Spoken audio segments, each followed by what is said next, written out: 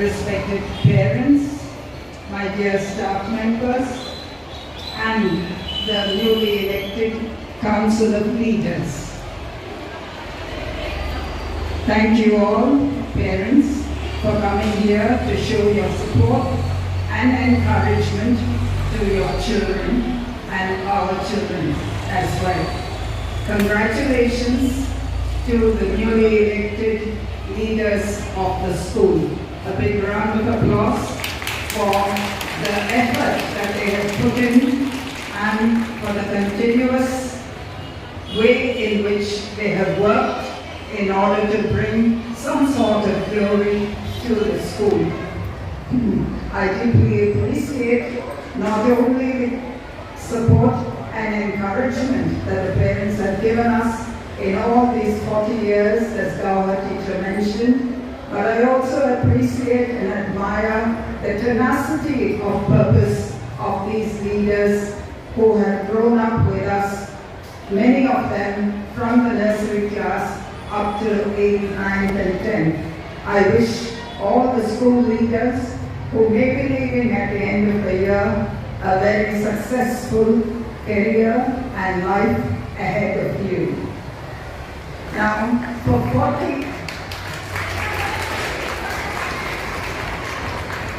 40 years here in Vikas, we have stitched a tapestry. You may wonder why I have selected this particular word, tapestry, in order to describe our school. Metaphorically speaking, the word tapestry describes anything that is complex, intricate, and rich, that is multifaceted and made up of many different parts that are interwoven and interconnected to a much larger and unified whole. So that is also Vikas. It is also a tapestry for the past 40 years from the beginning, which took place in 1985. For those of you who were not even born at that time, our ethos has been to provide the best possible education in an environment that is peaceful, friendly, harmonious, and non-discriminatory.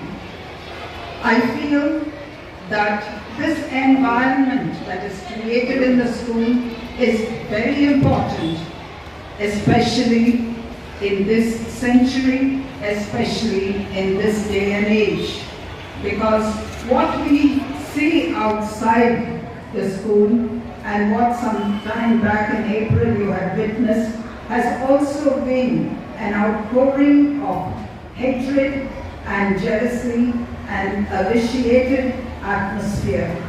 I want none of my children, whoever has passed out from the school, whether they have been leaders or our students, I don't want you all to be tainted by that feeling of dislike, intolerance, hatred, and jealousy. Please remember these words when you go out into the world and the world gives you a hard time. Even in a hard time, do not forget that it is knowledge, your faith, as well as the truth which triumphs over everything, that will help you always. So this has been our larger and unified whole.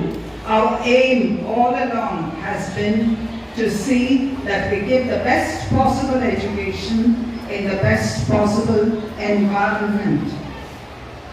As to the parts that contribute to this whole in our education, like the interwoven and multicolored threads that make up a tapestry, we have different and multiple layers and progressions of knowledge to offer here in the school. The scientific temper is offset by artistic sensitivity, Practical reasoning is complemented by creative and imaginative learning in our students, and robust physical activity has a counterpart in the development of wisdom, values, as well as strategy. The last point, strategy, is very important. You may be good, you may be truthful, you may have all the good qualities, but the way in which you use it for the greater good, as well as for your own personal development, is very important. Strategy is equally important. Where to apply what you have learned, how to apply it in order to get the best results. In short, I should say, because education focuses on the improvement and development of mind, body, and spirit of our students. We take value-based education seriously.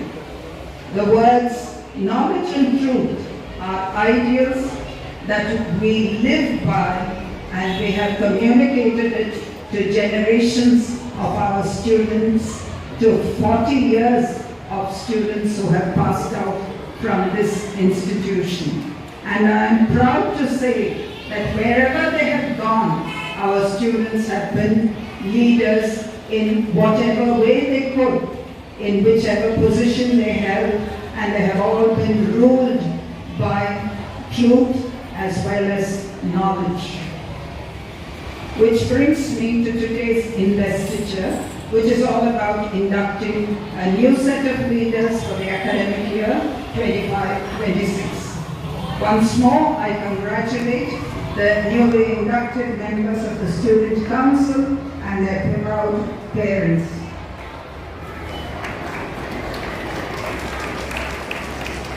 These children are a testimony not only to the school's role in their future, but also bear witness to the parents' role in their development. Thank you, parents, for encouraging your children. Now, I have to give some advice every year, so here goes. If you have heard about Roald Dahl, a great literary figure, he said, somewhere inside all of us is the power to change the world. Dahl's wisdom points to the strength and potential within every one of us.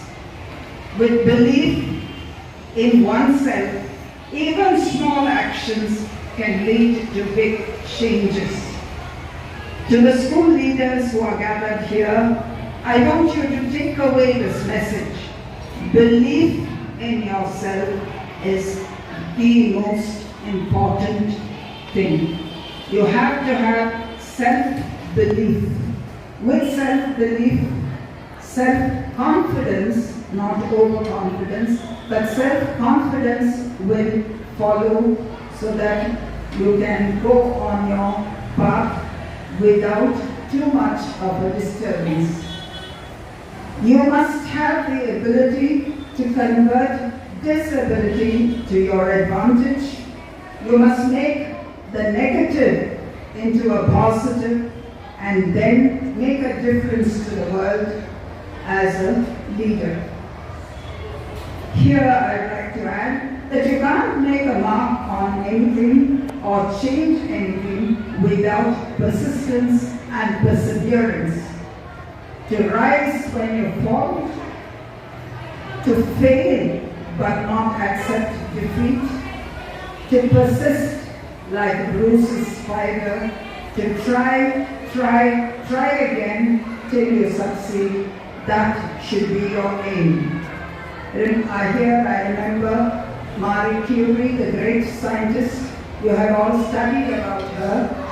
She was the first woman to win the Nobel Prize in science, to win any Nobel Prize at all, and she was the only woman to win the Nobel Prize twice, one for physics and one for chemistry. She is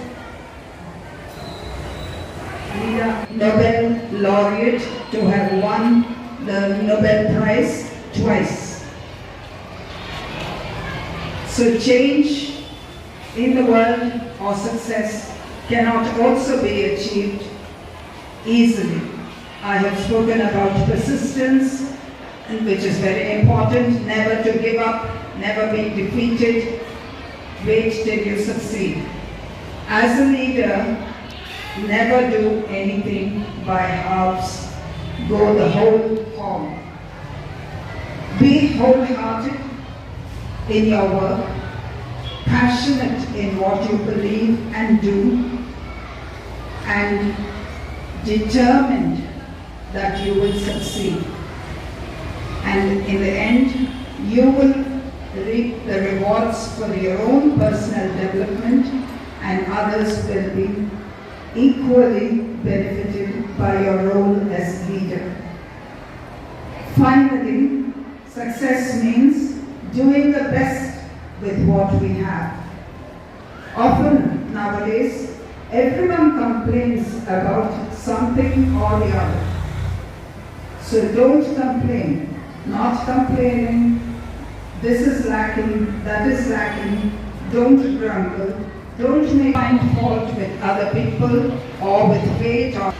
While you are on this path of leadership and life, remember charity towards others, tolerance towards people who are not like you, who don't believe in what you believe, and who don't do what you think they ought to be doing. Tolerance is a very key factor in being an outstanding leader. Going forward, always, never looking backward. If you look backward, learn from the lessons of the past. Don't think, I was like this, I was so great, now I am in this situation. There will always be ups and downs, triumphs and failures, and you have to prepare for all of this. I think I have to conclude by saying that the power of leadership is in all of us, as Roald Dahl says. You have waited so long in the sun. Today it has been exceptionally hot, and all these days it was raining, but today it has been exceptionally hot. But as you pointed out, the rain tree, which is just outside our gate, has provided some sort of shelter. That is one of the significant